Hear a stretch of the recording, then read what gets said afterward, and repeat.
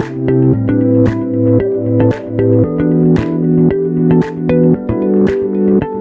to Integrate Yourself. I'm your host, Allison Pelot, and you can find me at pureenergypdx.com.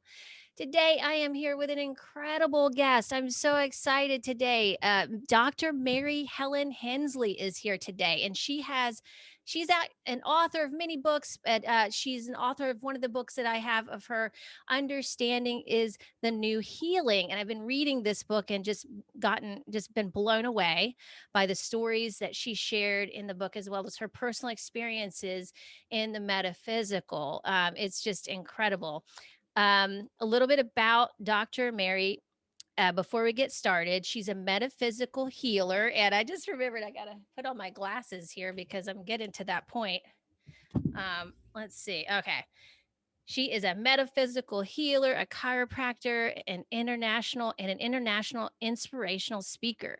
She has authored numerous books, including Promised by Heaven, The Chakra Fairies, The Pocket Coach, and she co-authored the recent #1 bestseller, Bringing Death to Life. She lives and creates in Ireland with her 2 daughters, Jemma, Skye, and Jada, Pacifica. You can find out more about Mary Helen at maryhelenhensley.com. Mary, welcome to the show. I am so excited you're here. We're going to talk about some really fun stuff today.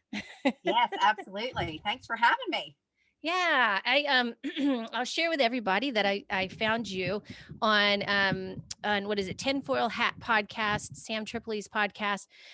And I just was blown away by your interview and the way you talked about your experience with coronavirus too, which we could talk about as well. I was just like, oh yeah, that is such a great perspective, like so counterintuitive to what, the fear that we're experiencing on a mass level with people right now. So I really appreciate you sharing that, because I know that's probably not the most politically correct, perspective, but I think that it's great to think of it in other ways, instead of just being afraid of it. And you take that into your work with when you work with people, as I've read in your book, about past lives and their own healing process, and how really there is purpose in it all. So I'd love to get into that as well today. But first, I'd love for you to share your experience, especially your experience of when your near-death experience. And I think actually you pretty much died and came back, from what I heard you say. Yeah. Right. Yeah. So before this goes, because I'm of age where That's okay. the menopause has set in, before I forget, because of something you just said, it just reminded me today. I'm covering my own office at the moment until my new doctor arrives in July. And so it's really funny being back in here amongst the people. And, I go off, I write books, or I'm doing the metaphysical healing, which is very different than interacting with patients as a chiropractor, because it's a much faster pace. It's also much, much heavier work on the body. Yeah. So, you're having to kind of integrate the fact that you're nearly 52 and that your body is, still performing all these circus tricks that you used to do when you were 28, and right. And how interesting it is. But today it was funny because I was in with patients late last night, and at one stage I'd got like what I call a little blip, and I was sitting there and I was like, ooh, I feel a little bit lightheaded, and realized that I'd had my thing on all day, Oh, yes. Field. I won't, right. I certainly am not covering my nose and my mouth while I'm doing the equivalent of an 8-hour gym workout. I understand.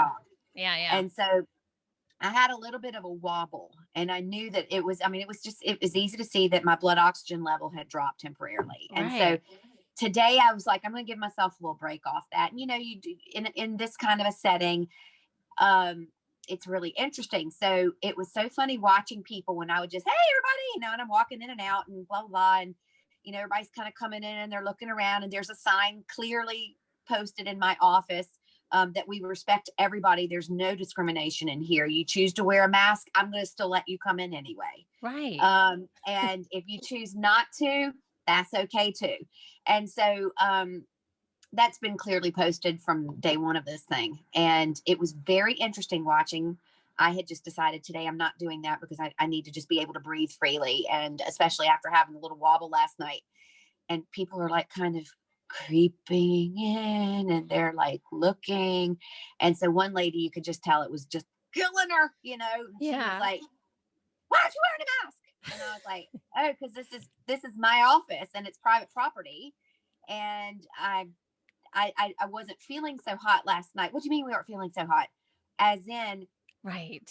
you try and do this job for 8 hours, and don't give me the crack about the surgeons do it and all that. No, I'm sorry. Surgeons are not sweating and rolling around on top of patients, cracking lumbar spines and doing all No, this 8 straight hours in a day. this is true. Not happening. So today I needed to take the mask off and do this job without anything on over my face. And she looked at me and she goes, you can do that? And this, people, is where we are. Yes, And I went, exactly. oh my God, imagine that this was a foreign concept to her, that I had the right to make a decision about what was in my own best interest on today.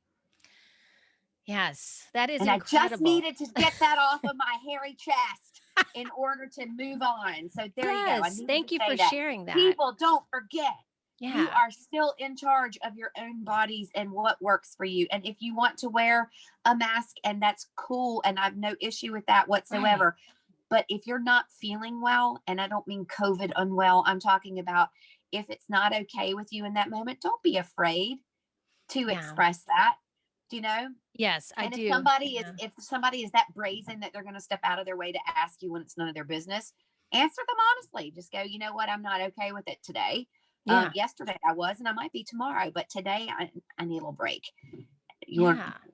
to Yeah. blow And somebody's mind? There it is. there, yeah. And that's so funny because it seems pretty common sense to me in some ways, but the way we've been Oh, indoctrinated, absolutely. I guess is the word I'm trying Indoctrinated. to say. One of those. Yeah, one of those things.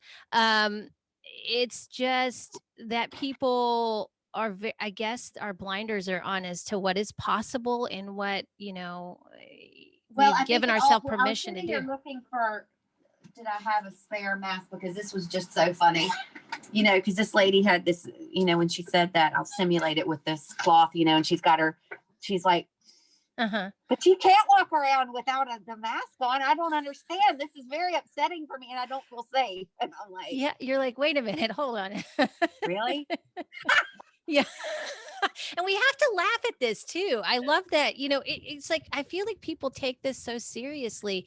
And I'm not diminishing people's experience of the COVID thing, because I know that people have been going through a lot of trauma around it, and and people have been getting sick, and people are dying and that kind of thing. I'm not diminishing that or saying that's not But isn't happening, it funny how we feel but like we have to say that too? I Because know. I it's know. perfectly okay that we have been diminishing people like me, for instance, who didn't have a bad experience. Yes, I had Right. it, and I had the whole, and I'm like, wait a second, don't diminish my experience because you want to talk about some long haul COVID effects. Yeah. Long haul, Please I have a share. superhuman sense of smell and taste now, superhuman, Oh my right? gosh. Incredible. The long sustained fever that I had burned out whatever latent viruses that I had. And when I wake up in the morning, I'm like, ping, and I'm ready to go. And I'm a night owl. I'm up all night. Wow. And Yeah. so any kind of long-standing chronic fatigue that I have had for many, many, many years, it's gone, right? That's amazing. I grew this huge head of hair. Oh my gosh. And other Wow. people are like, I lost all my hair. I'm like, I'm so sorry. I didn't. And I don't Wow. have to hide my little light under any bushel in order to not diminish somebody else's experience. And people have always been dying. People have always Yeah. been living. People have always been going through challenges. There have been, if it's not a pandemic, it's an epidemic. If it's not an epidemic, then it's a recession. If it's not a recession, then it's the glory days. Like Right. there's always something going on. Yeah. And what's so interesting is that we pick and choose, and because we love to accentuate the negative, and people get some kind of a bond. You know, they've learned to bond through that. Yeah. We can bond through our wounds as opposed to our accomplishments. That if somebody then even dares to utter the word, and buddy, I've been on Facebook since last March when I had it live going, hey guys, here's me. I look, you know, I'm covered in the pox. Right. And Oh, I'm like, I'm wow. still alive. And I'm so proud of myself.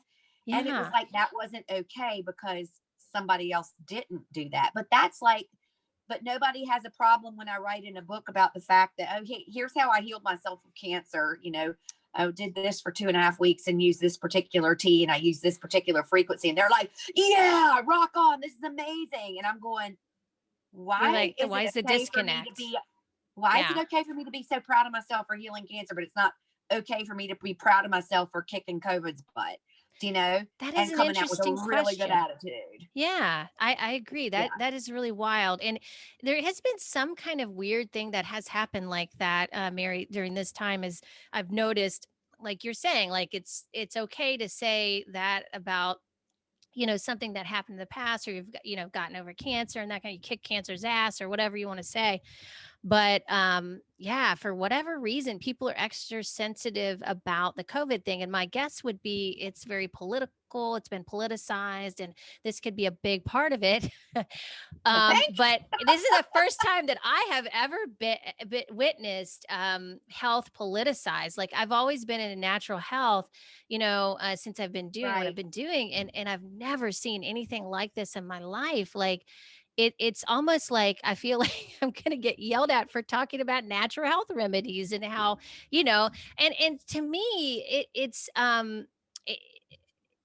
this is everything. Your body healing itself is what happens. There's no other way to really do it. So, you know, it's like, why are we denying our body's abilities to be able to do this? Exactly. You Well, know? you and I both understand how innate intelligence works. And it's so funny because I'm just like, I should have, you know, I'm a spiritual stand up at this stage because I'm like, everything I try to do in my office, like if I want to talk to you about your psoas muscle, I'm not going to just talk about your psoas. I'm going to talk about Yeah. the fact that your psoas is the seat of the soul and it pulls the upper half of the body. And that if you don't look after it, your upper back is going to hunch and you look like my great Aunt Fanny. You know, Yes. you're not Yes. just going to get a psoas lesson. You know, how boring is that? Right. And it's just so funny because, you know, at this day and age, it's so weird how we are being punished. Those of us who are diligent in looking after ourselves Yeah. for, you know, I've said this to patients for years. The fact that, you know, your lack of attention to your health is not my crisis. And I Right. don't mean that. And you can't say that. Let me say it again. Your lack of attention to your health is not my crisis. That's a Now, great way to put I it. say that Yeah. in a way that I show up every day for people. I'm here. I'm helping them. I'm, you know, putting my Right. hand out, sharing that knowledge. But what's so interesting is I'm watching, statistically speaking, for the number. I live on an island of 4.5 million people. So statistically speaking, if I see whatever it is, 150 people in this office in a week or whatever, times 50 in the year, statistically, someone should be dead out of here, right? Yeah, that's true. Yeah. I don't even have 5 patients collectively who even Wow. got COVID. I've got 5 that That I can is count, and really myself interesting. and my children are 3 of them. Yeah. So I'm going, you know Wow. what? How about Yeah. have a look at that? How about the idea that you're looking after your central nervous system and that you're keeping your spine in alignment and that you're actually using preventative care? How about let's talk about those stats? No, let's talk about how many people died of COVID today. And I'm Right. going, you know what? Screw you. Do that if that's you, if that's what you want to do, because I'm going to sit here and I'm going to talk about the good stuff. I'm going to be excited about the fact that I survived COVID. If I celebrate that, does it mean that I am negating the fact that someone else didn't? No, but no differently that if I celebrate my, you know, hey, everybody wear pink, you know, put your ribbon on, let's celebrate we survived cancer. Does that mean you're an asshole and you didn't, you know, that you're upset because Right. somebody else didn't get through it? No, but all of Yeah. a sudden it's like the rules are different with COVID. And I'm like, yeah, I'm bored. I'm not playing that game. Yeah, it is a game, isn't it? Yeah, it It's definitely totally a is. game. Yeah. And I'm not playing it either. I'm done with that whole thing. So I back to just your original question of when I was dead. yes, what happened? How did you How did you come I back? came And like, back what like did you this. learn? Yeah. I came, Yeah. some people have ADHD. I've got like ADHD, attention dialed into another dimension. Oh, I love that. It's like, and Oh my and goodness. Sam even asked me before, he's like, are you like that all the time? I'm like, all the time.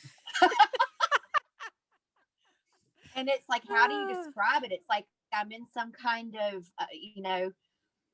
I'm in this electric soup of just wonder and awe for the world around me. And I'm just like, I'm not here to play small, and I'm not here to apologize for yeah. what I'm here to do. And so Right. that's a personal choice that we all have. And it's one of those great benefits of being dead, is that you get the chance to be outside of the game and to have Yeah. that different perspective. And that's what was so amazing. So we keep alluding to that. Long story short, folks, I was in an accident December 14th, 1991. I was 21, and I was hit by a car, T-bone, 75 miles per hour. Hmm. And before the car hit my car, everything just stopped.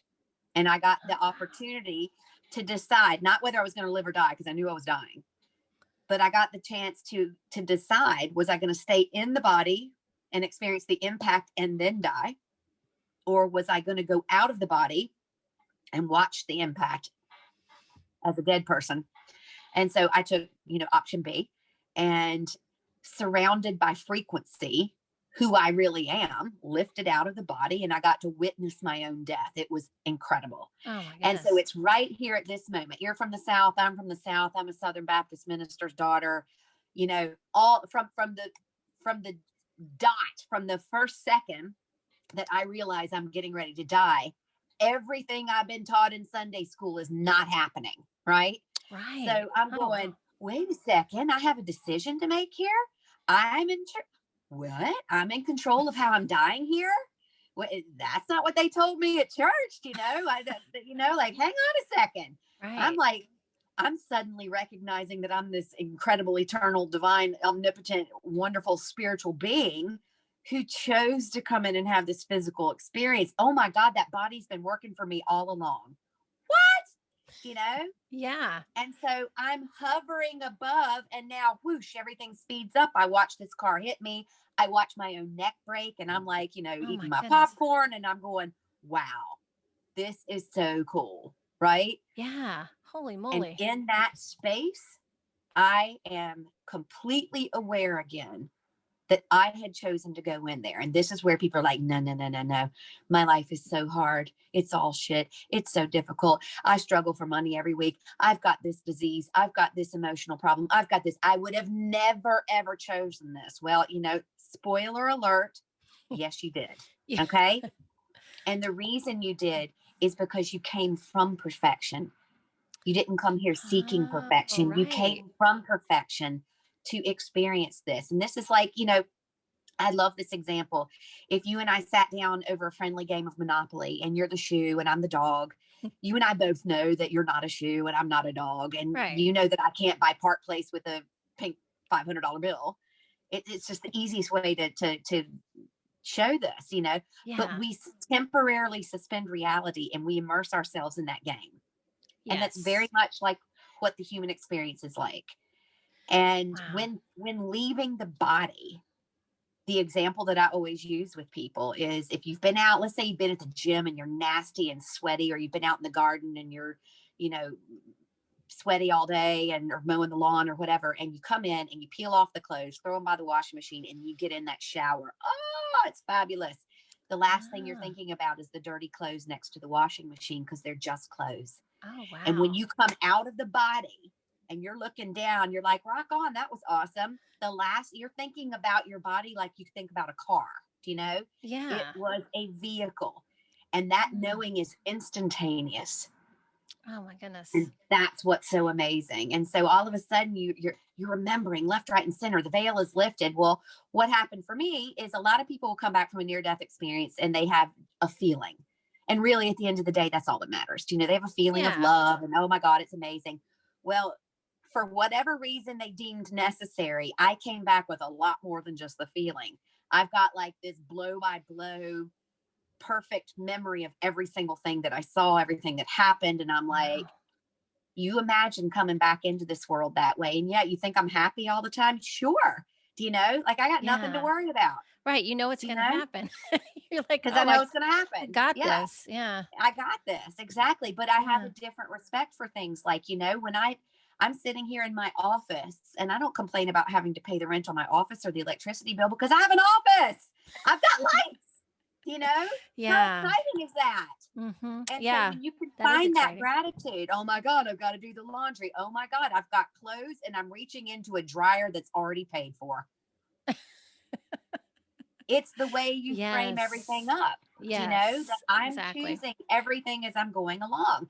And that's the best thing that happens, because you're looking back and all of a sudden you remember, oh my God, I actually chose to do that. Oh God, yes, that's why that happened. That's why they did that. That's why. And all of a sudden, anybody you've ever been mad at, you recognize the beauty of the divine soul that opted to go in and play that role for you. And you're like, oh my God, what a schmuck. I forgot, Yeah. but you're Yeah. meant to forget. You're meant to Yeah. forget that so that you, the shoe, and I, the dog, can have that immersive experience.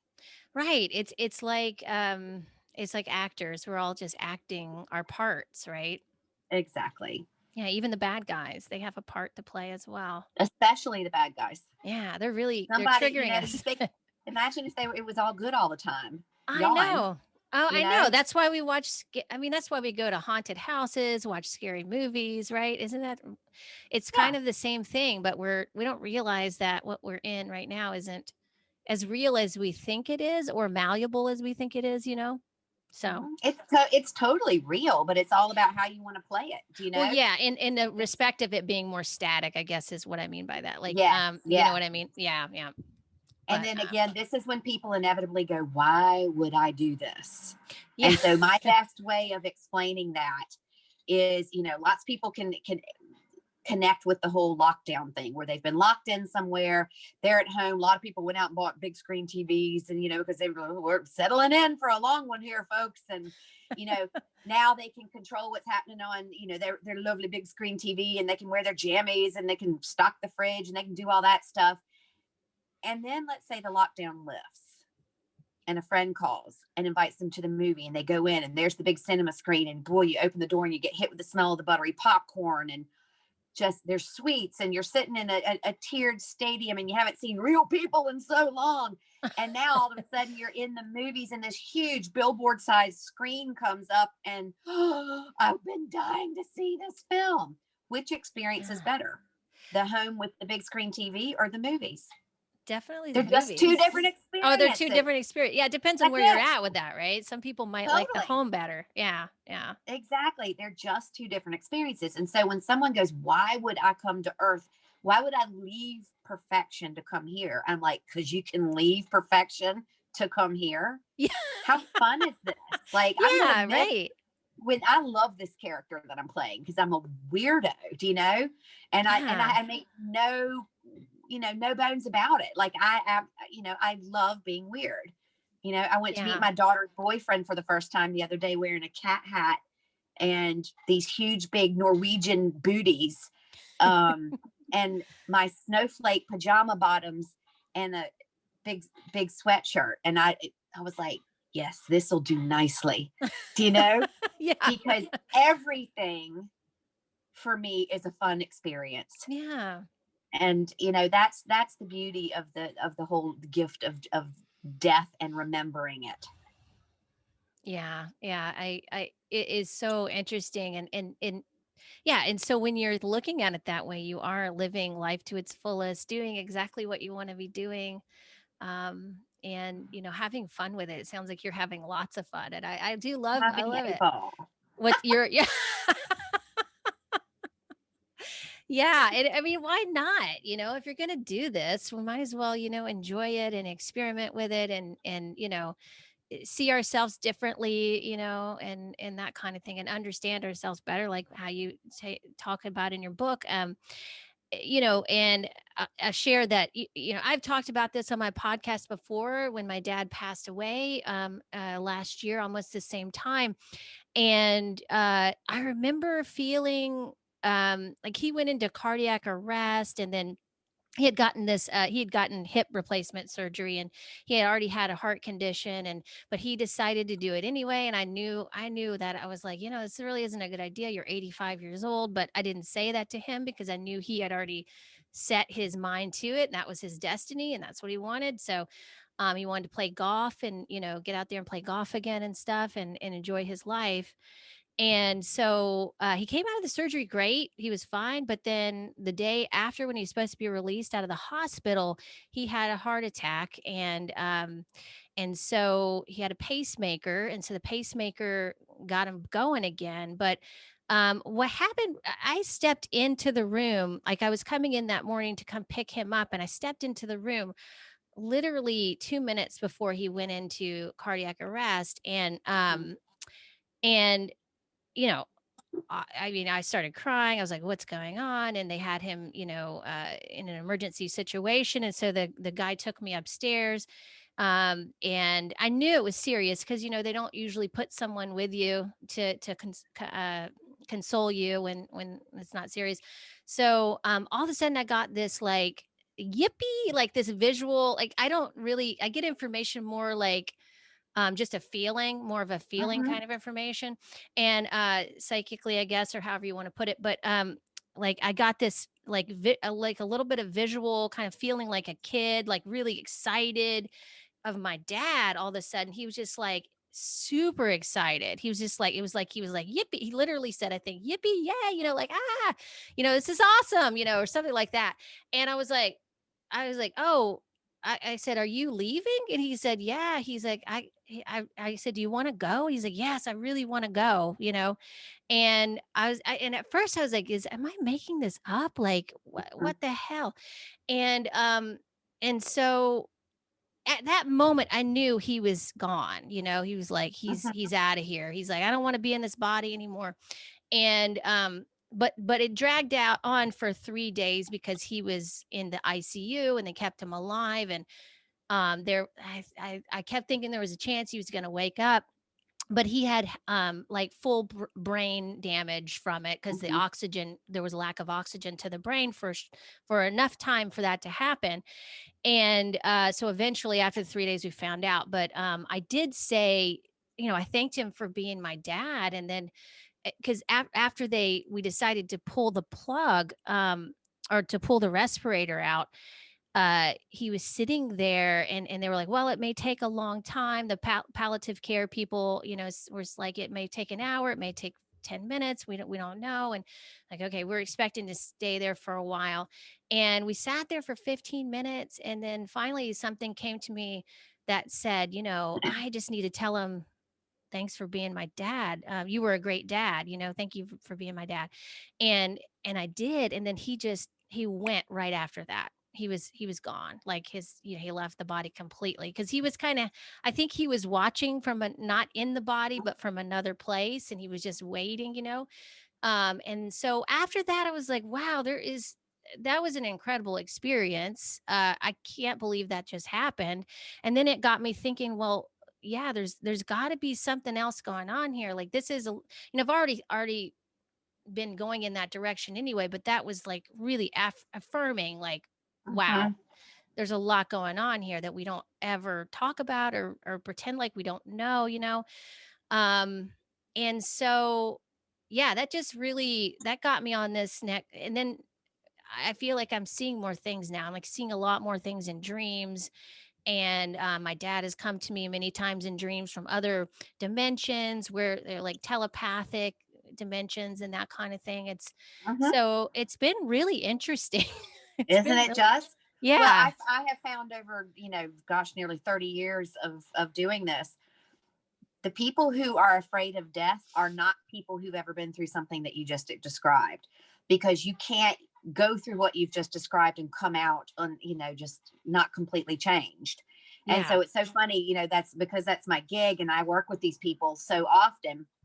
It's pretty amazing that I can say that, pretty certainly. I have yet to find somebody who has the same terror or the same misunderstanding of death once they have sat with someone through the death process. The vast majority of people who really carry the angst over it haven't actually been in a situation where there was that understanding and that peaceful passing. They either were with somebody where there was trauma, or they were never with them, and just they're creating these paper dragons in their heads of what it's actually like. And it's one of the most natural and beautiful, incredible processes, Yeah, it And when was. you're Yeah. sitting there, I work in healing, but one of my favorite parts about my job is to be with somebody and to be present when they're passing, because it's just as Yeah. important as bringing a baby in. I was thinking the same Um, thing. Yeah, oh, exactly. it's It felt the same. amazing. Yeah, it felt different, but similar, energy to it, Mhm. Yeah, and do Yeah. you miss your father? Of course, I miss my father, Yeah. Right. terribly. But it's really, really hard to kind of get hung up on the, poor me part when you've actually witnessed something like that. And this is something that happens oftentimes, and I think people really suffer with this. Is we have this really bad habit of hijacking people's deaths. And so we Oh, tend to right. make that about us as opposed to them. Oh my God, I'm going to be so lonely. Oh my God, how could you leave me alone? Oh my God, look how they're suffering. And then we tell the story about how gruesome their death was. And then we cling to the awfulness of the whole process. And we literally have now hijacked that death. And what was fascinating was when my father was dying and he had Alzheimer's. We had an incredible experience, because I would sit and tell you and everybody else that I work with now, be very conscious of the fact that if they need to go, we've heard it 1,000 times, you might have been holding vigil next to the bed for 6 weeks, and then you got up to go to the bathroom and they died while you were in the bathroom. There's a Right. reason for that, Oh, because yeah. it made it more difficult for them, especially if you're someone who was very close. It makes it more difficult for them if you're hanging around and then you're laying all your grief on them and they're just like, they're pulled. It's when we Yeah. feel bad or guilty about something. It's that same kind of vibe, right? And so how we get into this awful habit then of going in and just hanging over somebody, and surrounding what should be a most auspicious and incredible occasion with our own tragic grief. It doesn't mean that we don't have to miss somebody, but Yeah. I understood this when my dad was dying, and I had, because I tell you, don't hang out by the bedside. Well, I did it because that was my daddy, and Yeah. I Right. wasn't following my own advice. And I had come over from Ireland, and, I was sitting there going in and out. He'd already pushed my mother out 2 weeks earlier. He couldn't be in the same space. And so there Oh, I right. was with him. And I went home one night, and I went to bed, and it was very late when I got there, and I had this dream. And in the dream, and it was more like, excuse me, a vision, Hmm. where my father was a Celtic warrior, and this was Oh, thousands of years ago. And my dad, actually, in real life, he was a direct descendant of Rob Roy McGregor, and he's so proud of that. wow. And they all carry this birthmark called the black knee. And my dad, it was one of my dad's, that was his party piece. And so I have this dream, and my father has this jet black hair, and it's all muck and straw, and his face is dirty, and he's mortally wounded and laying on the ground. And it's where this black knee birthmark that they all have is. Oh, And I'm like, wow. oh, I wonder, am I looking at the original injury in the line, Yeah. going way beyond Robert Roy McGregor, way back where the original, like where the family constellation began. And I'm like, wow, this is fascinating. And then I'm looking down at my own body in this vision. And I'm like, I'm wearing tartan, I'm wearing a dress, my legs are hairy, but I have on some kind of sandals, and I'm a female. Oh, okay. And I'm standing there, and I'm looking at him on the ground, and suddenly realizing that I am my father's partner in that dream, in that vision. Yeah. Yeah. And he turns to me and he looks at me and he puts his hand up, and I'm wailing in Gaelic. And he says in Gaelic, which I can clearly understand in this vision, "Leave me, woman. This death is mine alone." Oh, wow. And I Yeah. wake up screaming, and my mom comes flying into my room. Imagine I'm in my childhood bedroom, and all my cheerleading stuff's on the wall, and all that. I'm like, ah! And she's like, okay, death girl, what's going on here? Right. And I'm like, no, you don't understand. And so imagine telling your mother, dad was my husband and he was dying. And there he How was. did she take Like, that? Yeah. she was like, she totally got it. And Yeah. she understood. And so, and she goes, and I'm like, I can't talk about it. I'll talk about it in the morning. Right. So she gets up the next morning. She's like, look, I'm going to the nursing home. You do what you need to do today. And then you come out to the nursing home. So I'm like, okay. So I arrive out that afternoon. My mother is at the door and she goes, come in. You're not going to believe this. And I'm like, that's my line, you know? And so Right. she goes, go pull the blanket down. I'm like, what? She goes, just go. My dad's asleep. She's like, go pull the blanket down. And so my father's lifelong birthmark of the black knee, I pull the blanket down, it's gone. Whoa. And I'm like, what is going on here? And my mom's like this to the door. And she goes, you need to go. And I was like, okay, do you need me to get? No, you need to leave. It's you. You're the one keeping him here. And I was like, right. oh my God. And she goes, get on a plane. And I had to go home and book my tickets back to Ireland, knowing that the second I was off the soil. So I got on that plane. I flew home to Ireland.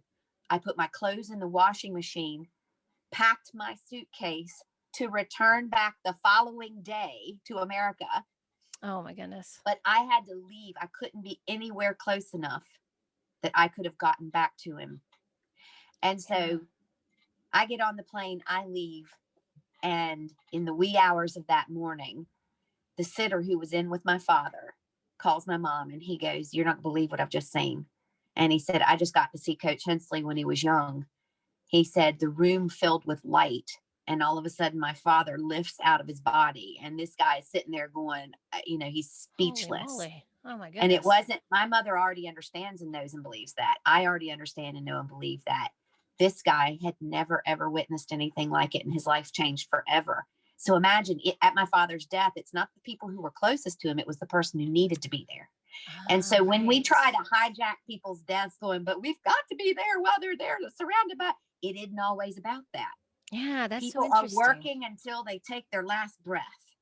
And if in their last breath, they can change the course of somebody else's life, we've got to step aside and allow that to happen and not make it about us. Yeah, definitely. And that's so hard for people to do, especially when it comes to someone they are really close to. That's, you know, oh my gosh. There's a lot of guilt involved there too at times. Sure. Yeah. But it's self-imposed. Yeah, it is. It totally is. Yeah. Oh my God. So that's an incredible story. Thank you for sharing that. Let me let my dog in real quick. Hold on just 1 second. Even like that.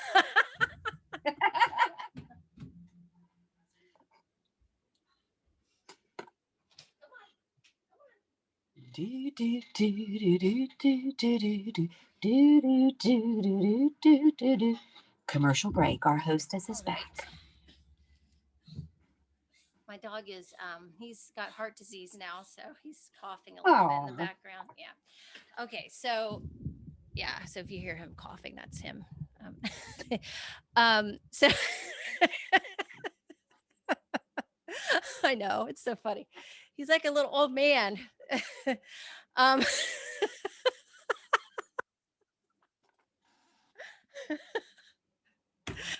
Oh my God. So okay. No, I think it's hilarious. He's so funny. I'm sorry your dog's dying. No, it's okay. He's been around for a long time. He's like 18, so you know, he's probably. My dad died that way too. Don't feel bad. Yeah.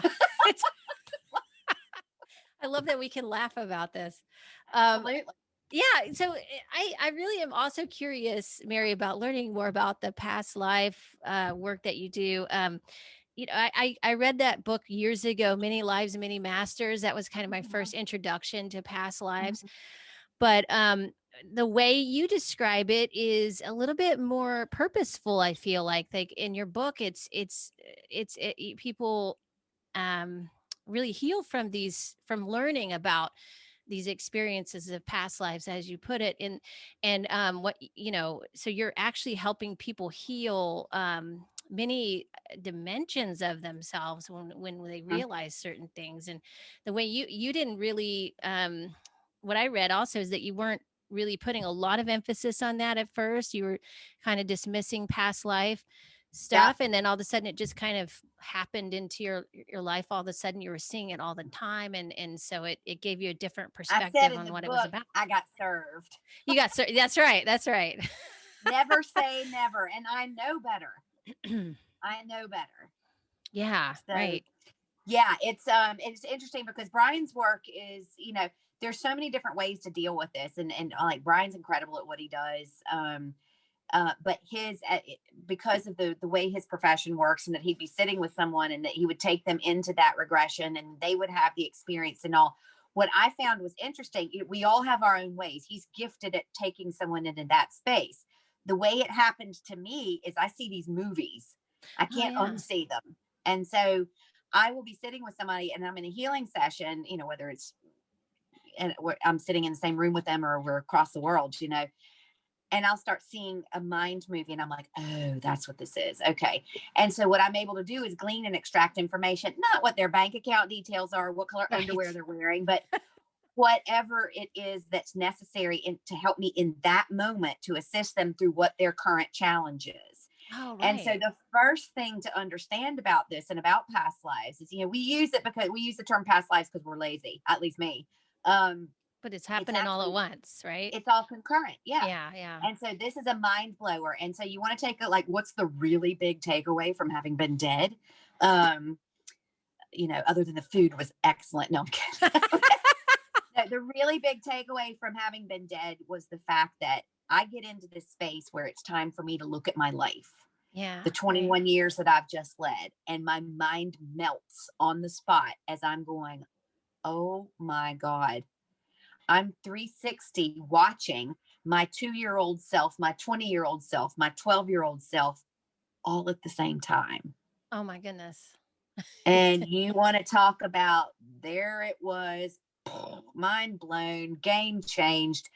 Everything I thought I knew to be true. No, I don't ever even, like I look at everything now because of that experience. I'm not, don't ever tell me something is certain. There's no such thing. Right. And I'm going, oh my gosh. So hang on a second. If this is all happening concurrently, it means we can heal our past. It means we can heal our future. It means we can heal present time. Wait a minute. This is all frequency. Oh God. So the way the human body is set up is that I can experience past trauma, which is screwing me up in present time, via Mhm. a simple chemical reaction that travels down a neural pathway in my brain back to a cellular memory that makes me feel in real time like I'm still going through the trauma that I went through 25 years ago. Holy crap. Yeah, Do you my know? goodness. Yeah. But Oh my wait a God. second. If we can do that, it means that we can simultaneously heal that. And how would we do that? Well, it would make sense. Let's don't pave over the neural pathway with years of therapy. Let's go blow that damn road up. Do you know? Yeah, Because if yeah. the road doesn't exist, I can't travel there any longer. I That's can right. have the memory of it. I can glean the wisdom and the experience, which isn't that what we're here for? Yeah. But I don't have to keep getting sucked into the trauma. So I can speak to you about being gang raped at the age of 17 with as much joy as I can about my bottle of water here, the toast I ate for breakfast, my last book that I wrote, the birth of my children. It was just an event. Wow. Yeah, that's wow. I'm not my body. My body Right. is here serving me. Right, And so right. when you recognize that, it changes the whole game, that you realize that the human body is set up in service to the soul and not the other way around. That the Right. human is having that experience of trying to become spiritual and all that. We already are that. Yeah. Your body is designed to assist you. And one of the great big ahas, again, let me let this cat out of the bag. Everything that you've experienced here is literally a chemical reaction. Mm. Because unless you're experiencing it in this moment while you're sitting here in present time listening to me, it's already in the past. And so it's already something that's happened via a chemical reaction. The only way you can access it is through a neural pathway in the brain. And the only way it can cause trauma is if that neural pathway exists. Therefore, if we use frequency and we destroy that neural pathway and force your body to create a new experience based on this glorious, fantastic, well-educated, fabulous person that you are now. Mm. You just won the Yes. game. That's good news, right? That's great news, isn't it? Yeah, it's funny. I was thinking about I was talking to somebody about dreams, lucid dreams the other day, and I was like, and they mentioned something about, oh yeah, that's just parts of your subconscious, brain. And and at first I thought, oh, that's like I'm discounting, like when I'm saying, when I think about it like that, I'm like, oh, that's yeah, that doesn't sound as exciting, but it's all the same. Like, it doesn't matter what you call it. It kind of is all the same. Like we're having, um, like the paranormal, as we call it, or the spiritual experiences, I think are also part of the brain. It's like it's all kind of, because this body is our vehicle. So, but somehow we separate these experiences when they're all normal, and they all are kind of the same thing anyway. Kind of, that's what I was thinking. Is that what kind of Mhm. your I your mean, your, your experience is every too? every major religion across the board has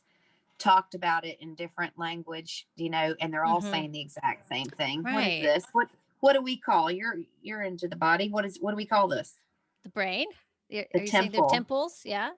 right? Uh-huh. And so there's a stairway up to that temple, and there are how many The vertebrae in there? temple. 33, right? And then Yeah, when we yeah. talk about manna from heaven, we talk about the secretion that's created by your pineal gland or your third eye that can create literal happy buzz feelings, Right. or feelings, and when we're out of alignment with that, we don't experience that. When we're in alignment with that, and God, don't even get me started on every disease process that is in service to that. And I can literally go, oh, sorry, you have MS. Oh, let's talk about your relationships.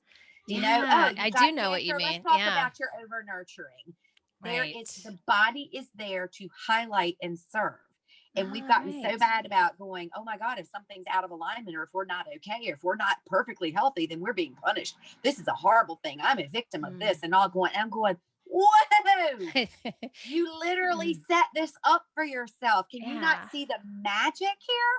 Right. This It's your is body's giving you incredible. signals and what's going on. It's just information, right? And It's well, you can going do like it the way you want. danger, danger. Hey, Yeah, you are, exactly. knock it off being everybody's doormat. Yeah, And you're like, right. yeah, but okay, knock it off. And it tells you again, then knock it off. And you're like, okay, here's a breast cancer. Oh my God, I've got cancer. Right. Really? Yeah, Come I on. know. I know. Well, and that's the thing. It's interesting too, this sense of obligation that will say no to ourselves, out of this sense of obligation to please others, or to fit in, or to do whatever we need to belong. This is really heavy.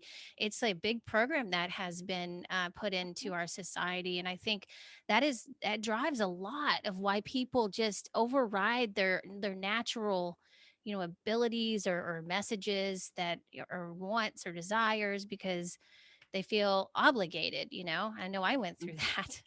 Mm-hmm. you know Absolutely. And yeah. that we also tend, like, I just had to have a very difficult discussion with somebody who works with me in my field. And they, they via their own pain made some bad choices and did some things that potentially could be very hurtful for me, but they forgot that, like, I don't operate like that. And I'm like, Right. here's what you have to live with, is that you now get to make the decision of whether you stay or go. Wait a second, ordinarily somebody would get, how dare you do that to me? How dare you? No, no, no. That's not why I'm here. I'm Right. here to create a playground, and where you did something really stupid and really hurtful, it doesn't negate all the good that you've done. And I'm certainly not Right. going to go into that mode and go that has anything to do with anything other than we're here to experience that dichotomy of dark and light. And so, Yeah. it's absolutely incredible. Hold on, I'm on a live podcast. It's okay. So, yeah, it's live. It's live. It's alive, but you understand? So it doesn't Yeah. negate the fact, and therefore, then you give the individual the choice: show up for yourself. Don't do Right. it for me. I already Yeah. know why I'm Yeah. here. Yeah. I came in my party clothes. You've got to show up for you. Do you know? Yes. And so it's really important that we understand that when we're making those decisions and setting boundaries from ourselves, boundaries doesn't mean just cutting everybody and everything difficult out of our lives. Right. Boundaries mean that you are smart enough and evolved enough to recognize someone's value in your life, especially when they're making it difficult. Oh yeah, that's hard. That's hard for many people, Woo! There it including me. is.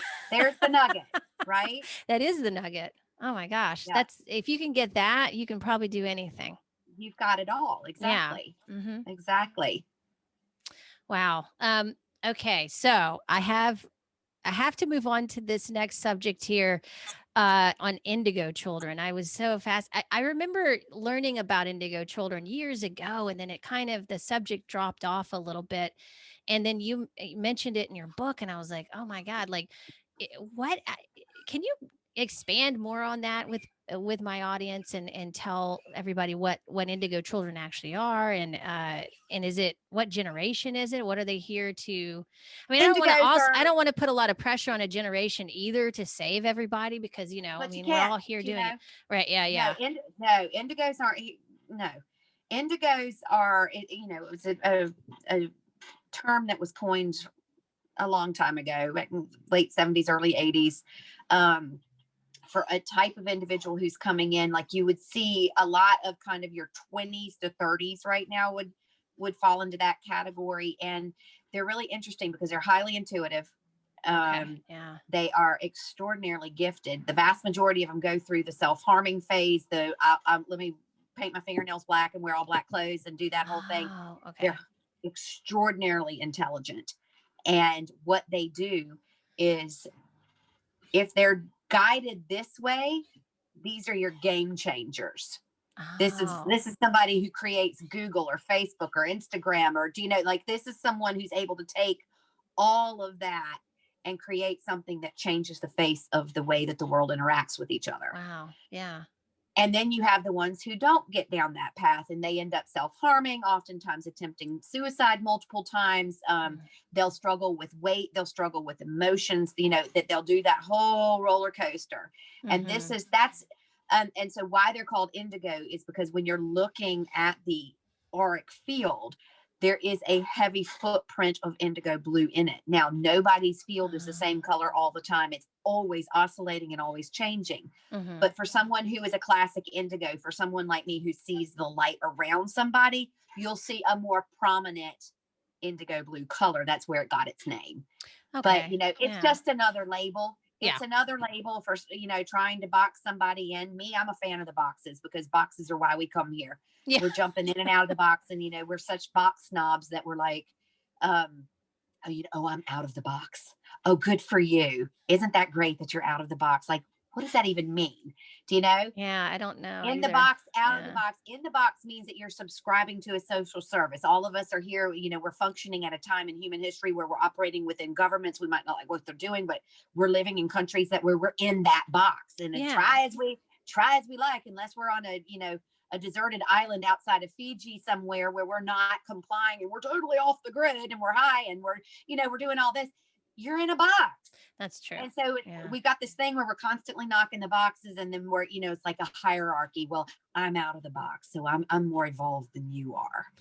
You know, Right, Boxes are right. just there to create opportunities for people to learn and grow and evolve while here on Earth. Mhm. Okay, that makes sense. Yeah. Yeah. Cool. Well, that's wonderful. Thank you so much for sharing all of that. Oh my God, this was so much fun. I really Thank you appreciate you so coming much for on. having me. And Yeah, I just want to say, that book you've been waving around, I'm very excited because you've heard me reference the fact that I work with frequency. And yes. so I have just released the first book in Amazon Audible history that is backed by brainwave states and frequency. And it's that book there, Understanding is the New Healing. And what's so Yeah. cool is it's a completely immersive experience for the listener. So you're listening to a story in there, whether it's talking about somebody's past life experience, or it's talking about an ET encounter, or it's talking about um, the idea that that they can heal their own cancer, they can do whatever. So somebody's listening to this story, we're altering the brainwave state as they listen, and then connecting them with a frequency that has to do with, like if it's fear, guilt, shame, anger, grief, self-loathing, or if it's about synergistic communication with somebody, or it's about releasing toxicity, or it's about, healing acute or chronic pain. These states, these brainwave states and frequencies are backing the stories that I'm reading. And so it takes it from an audible experience to a completely energetically immersive experience. I love that. I love that. Yeah, Actually, so it's funny because I noticed that yesterday and I went ahead and got that on Audible and I've been listening to it and it is incredible. I just it really does make a difference. And I've been working, I've been curious about frequency lately too and playing around with that with my voice and stuff. And so when I absolutely. publish my book, I might try something similar actually because Get you it, gave me a good girl. idea. I hope so. Which hopefully I'll be out by the spring. But All right. I'm working on a book as well, my first one. So um yeah, but yeah, this is wonderful. I highly recommend you guys go get Dr. Mary Helen Hensley's book, Understanding is a New Healing. Grab her book on Audible too. Listen to it. It's such a delight to listen to books. I love it. I do it all the time when I'm cleaning or when I'm walking. And I'm dating yeah. the Count of Monte Cristo right now as we speak. Just saying. Only fabulous. That's hilarious. Well, okay, so gosh, I'm so honored that you came on my show and shared your experience. I wish we could talk longer. Maybe I'll have you on again in the Oh, future. please do. I would love Yeah. that. All right, Mary. Thanks again. Thank you so much. Oh, wait. One other thing. Where can they find you? I didn't even ask. MaryHelenHensley.com. Okay, great. Thanks, Mary. Thank you.